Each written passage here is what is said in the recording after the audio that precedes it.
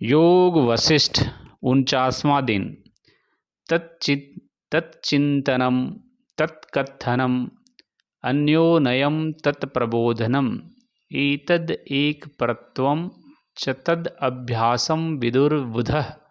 सरस्वती कहती हैं, प्यारी लीला, स्वप्न में स्वप्निल काया वास्तविक लगती है, परंतु जागने पर उस काया का अस्तित्व नहीं रह जाता।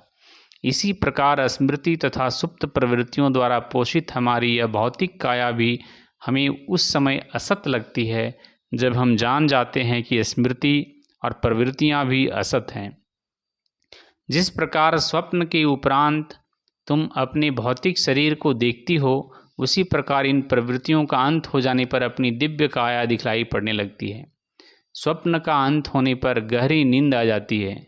जब विचारों के बीज नष्ट हो जाते हैं तब मुक्ति प्राप्त होती है।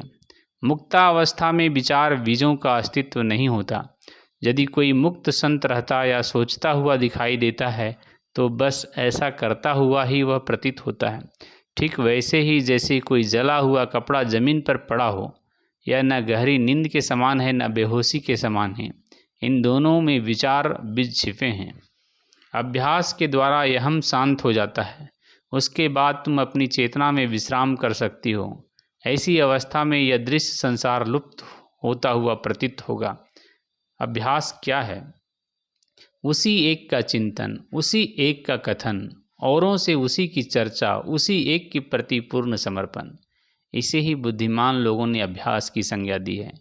बुद्धि सौंदर्य और आनंद से परिपूर्ण हो, दृष्टिकोण विशाल हो, इंद्रिय सुखों की चाह अनुपस्थित हो, इसी अवस्था की प्राप्ति का प्रयास ही अभ्यास है।